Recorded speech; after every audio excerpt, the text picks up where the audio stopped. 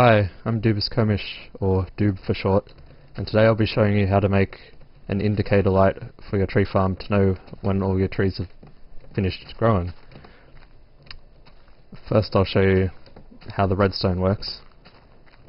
You'll notice the sapling doesn't conduct redstone at all, and neither does a tree like this. But if you put a repeater facing into the tree, or where the tree will be when you plant the sapling, the redstone does go through it, but the sapling doesn't. And that's the key to our indicator. It will just check whether the redstone passes through, which means a tree has grown. So essentially we're just going to put a whole bunch in a series like this, and so the signal will only go through when all of them have grown, which is what we want.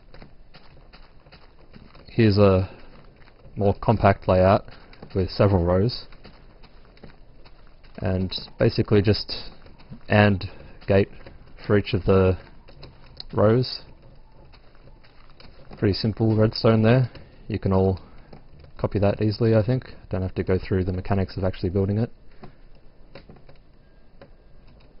And here at the end, signal on means the trees have all grown.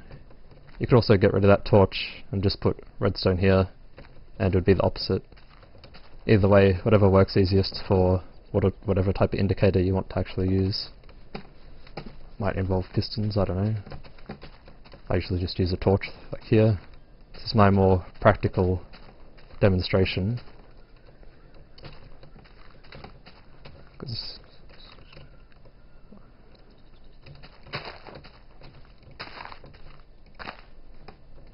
I find that when I cut down the trees I tend to accidentally hit the redstone on the repeater, which breaks extremely easily. Just one hit breaks it, which means I have to do a lot of replacing, which obviously wastes a lot of time. So I've come up with this trench sort of design which cuts down on that, because I'll stand here and cut and not hit that at all.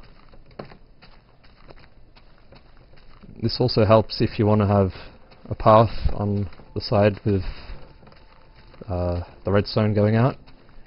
You can easily get it to go under the path, just like so. I'll show you the other side in a minute. I find this is the best place to put torches. If you could put it here, but that tends to block the growth of the tree, and you obviously want your trees to grow as fast as possible. So I also recommend, if you're going to build a wall around it, which these two high parts represent walls, you don't want to put them any closer than a 2-block gap between the sapling and the wall, otherwise it will slow down how often the saplings will spawn. And you'll also notice I have blocks in the air. That just stops massive trees growing, which I'm sure everyone can relate is very, very irritating to cut down. And you obviously wouldn't build a building out of dirt. I'd put glass up here probably to let the light in during the day. And this last row here, I've just shown how you can put leaves over the top, and you'll notice there's wood blocks there to stop them from decaying. That just protects the redstone a bit more, and the reason I've used leaf blocks instead of any other block, which would be a lot nicer, because they don't look very nice, to be honest. But that's so it doesn't block the tree growing. The tree doesn't care about leaves, it'll grow straight through that. And another problem is that when you cut down the tree, the leaves usually just decay, but when you've got these, they'll tend to pile up. It doesn't really get in the way much, so it doesn't matter, but it might not look very nice. Anyway, here's the AND gates, just the same as over there where I showed you. So yeah, it's just 2 torches and goes to another torch. And here you'll see I've replaced the torch with the redstone like I said before, just so I don't have to invert it again. and our trees aren't grown, so the indicator should be off. But yeah, if we were to plant all these, grow them, the redstone would go through and the indicator would light up, just like it is over there. So yeah, I hope that's enough to help you build your own indicator. I find it useful.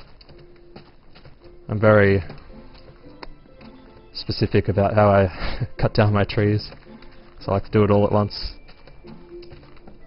I also, if you use a block like this, it's 6 block gap between, well, including the sapling, so there's 5 air blocks, then the 1 block where the sapling fits in. And that'll make your trees, well, always 4 wood blocks high, I've found. So if you do a 4x4 grid of these, so 4 rows with 4 sapling places each, you'll end up with 4x16 wood blocks, which is 1 entire stack each time, which makes me very happy. So yeah, you can adapt it however you want. It's very adaptable. Yeah.